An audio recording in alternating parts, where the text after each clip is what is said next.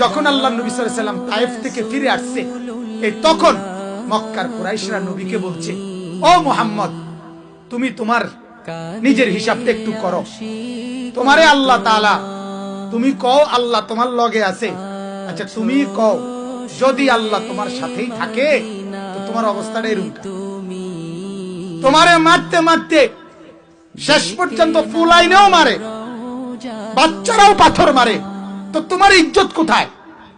কথাটা বুঝছেন? এটা আমার শেষ কথা। তোমার দামটা কোথায়?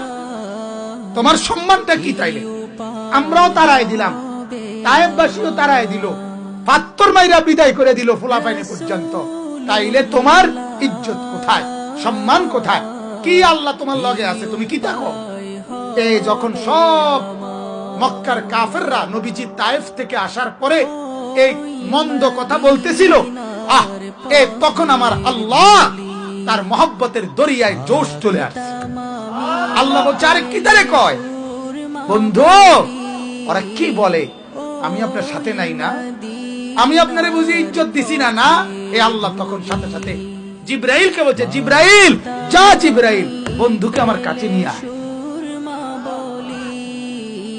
বন্ধুকে আমার কাছে নিয়ে আয়, কাছে বৈশা সঙ্গে রাইখা বন্ধুকে বুঝাবো ইজ্জত কাকে বলে, সম্মান। সুবহানাল্লাহ। এই তায়েফ থেকে ফিরে আসার পরে আল্লাহর নবী সাল্লাল্লাহু আলাইহি সাল্লাম সাত আসমানেরও কোটি কোটি গুণ ঊর্ধ্বে আরশে আজিমে আল্লাহ পাকের খাস কামরায় মালিকের কাছে আল্লাহর দিদারে মেরাজে নবী গেছেন। বলেন আলহামদুলিল্লাহ। আল্লাহ তাআলা বুঝাইছে নবীকে, বুজুর্গানি দ্বীন বলে আল্লাহ নবীকে বুঝাইছে বন্ধু। একটা মজার কথা আছে, এটা শুনেন। নবীজি যখন জন্ম নিছে মা আমেনার কোলে প্রথম দিন কিংবা দ্বিতীয় দিন, তাফসীরের মধ্যে আছে নবীজিকে তখন আল্লাহ পাক ফেরেশতাদেরকে দিয়া ফেরেশতা করে বলছে, আল্লাহ আমার বন্ধুকে আমেনার কোল থেকে নিয়ে আসো, উঠে আনো। আনার পরে ফেরেশতা করে বলছে, আমার এই দোস্ত, এটা আমার বন্ধু, আমার গোটা কায়নাত সৃষ্টি জগৎ ঘুরায়া ঘুরায়া সবাইকে দেখাও বন্ধু আমি কেমন বানাইলাম। আল্লাহ যেন বলছে ফেরেশতাদেরকে, যা ফেরেশতারা দেখা, তাতুফু বিহি মাশারিকাল আরদি ওয়া মাগারিবাহা, আসমান আর জমিন আমার সৃষ্টিকে দেখাও, ও আকাশ দেখো আল্লাহর বন্ধু কেমন হয়। ছোট বাচ্চাকে মানুষ, ও চাচা আইছে, জ্যাঠা আইছে, নানা আইছে, হেবাড়ির মুরব্বী আইছে, কোলের বাচ্চারা দেখায় না?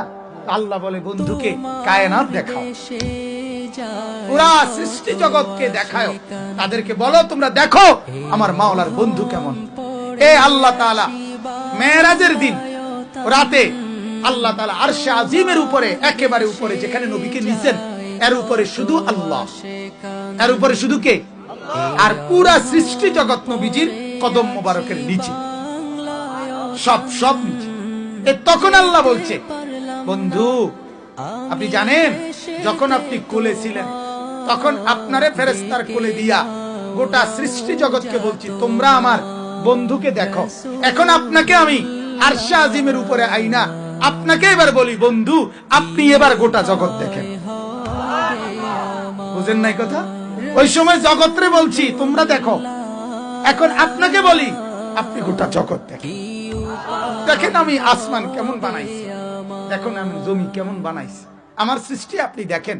দেখলেই টের পাইবেন যে আপনি, আমি যে দূরের রব, আপনি ও দূরের রহমত, ও দূরের নবী।